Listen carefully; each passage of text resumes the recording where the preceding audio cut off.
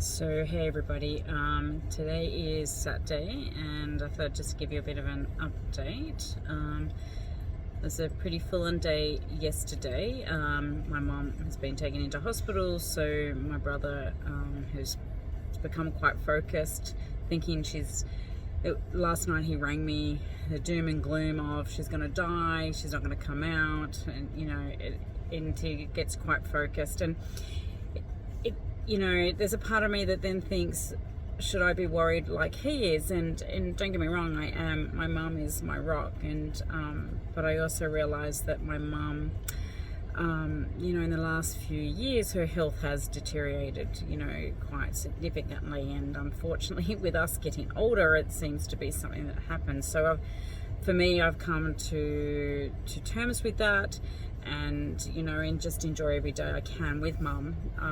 But the thing that I do notice is that she's not the woman that she used to be.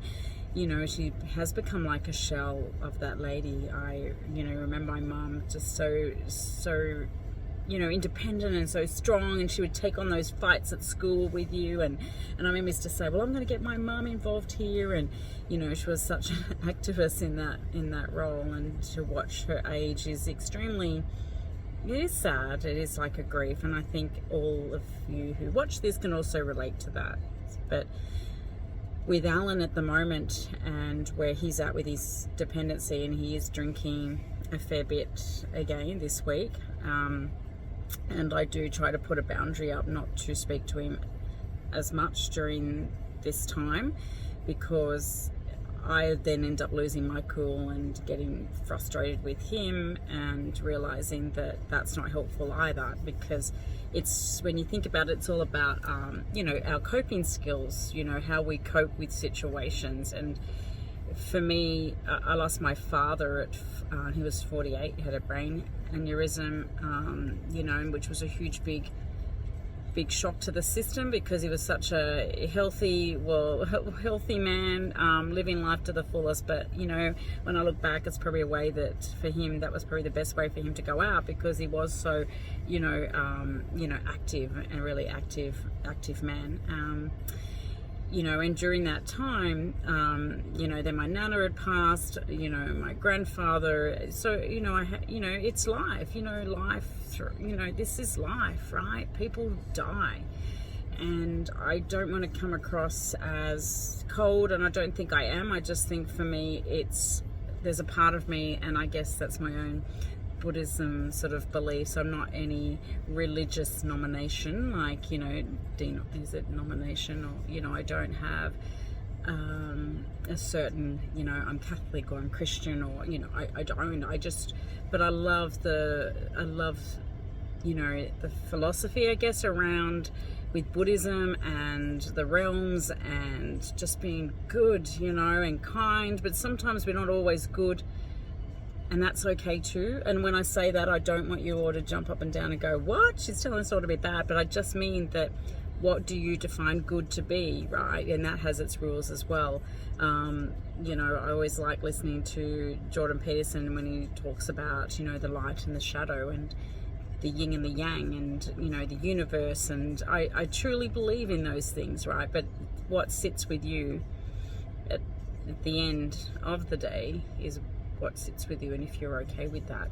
And I guess that has a lot to do with what your values are. So for me, knowing that this time is coming with my mum, and my stepdad John, who's my dad and has been in my life as well for a very, very long time. Obviously Allan's 42, turning 43 next week, so been married for that time, so that's a long time. So it's probably longer than when you think about it, when you have a stepfather that has been in your life longer than what your father has been, that's probably, yep, it doesn't matter about blood. To me, it's about connections and with people that mean a lot to you. I'd be really worried about how he will be when that time comes, because no one, I think, prepares you. You can only do your best to go through those feelings and emotions. And I do believe, back what I was talking about with Buddhism, that universe, where that collective energy, it's not the end, and I've always been okay with that. It's just something within me that that feels okay with that. Yeah, and some people might go, oh my God, you know, you should be this or you should be that. I don't know, it's just something within me. But back on Allan. So at the moment he's quite focused on Mum, and he's ringing the hospital, and I just spoke to the hospital then just to say, you know, I'm coming in to see Mum today, just wanted to, you know, check how she's been doing. And she did mention, oh, you know, your brother's rang, he's rang a couple of times. And I said, oh, look, he's just very concerned. And the lady, her name was Rosalind, was absolutely lovely, you know, which is good, because I do get a bit embarrassed with Allan sometimes, even my stepdad, when they've spoken to people, because, oh, look at that, I self-soothed, because they do say things that you go, oh, why did you say that for, like, to that person? You know, people are just trying to do their job and working within that process themselves, you know, and got their own stuff going on. So I did sort of say, oh, I hope he was okay, he wasn't too like rude. And she said, no. But even Allan has noticed that in himself. I think you might have noticed on that last video we did, he actually said he's reflecting on that as well, that he gets into that real logical mind, that real IT mind, and that's that step 1, step 2, step 3. And, you know, we're people, right? You know, and I try to say it back to him when he wants people to care. It's like, well, you've also got to practice that too. It works both ways. It takes two to contribute to any conflict or any resolution. So we need to come together on that. So yeah, so I just want to give everyone an update of what's happening, and it's officially now my Saturday, my day not with family drug support anymore. So part of me is super excited, super sad as well, but I know that I'm onto something good here. I feel it.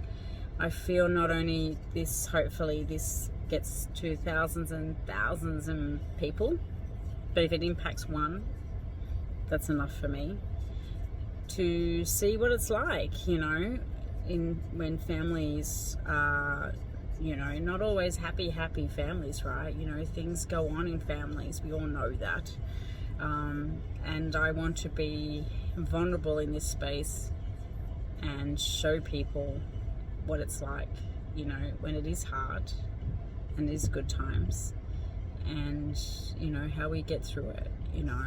And I know myself, when Allan rang this morning, I didn't want to take the call because he starts going on about, you know, his own death and when he dies, and then I try to say, you know, you have a beautiful child, Matthias, and they would like you to be in their life. And I know that sometimes is a trigger for him. I try to work out what the triggers are. I'm not his drug and alcohol counselor, so I'm his sister. But I do try to think, you know, there's these things that happen, like when we spoke about Veronica. And there's a part of me that thinks, stop using them as excuses, and you need to, you know, you need to get through this. But that is, you know, I would never say that to a client, but then there's a part of me that sometimes you need to challenge people and, you know, and say, how much do you want this? How much do you want this? Do you want this? What's the goal here? What do you want to achieve?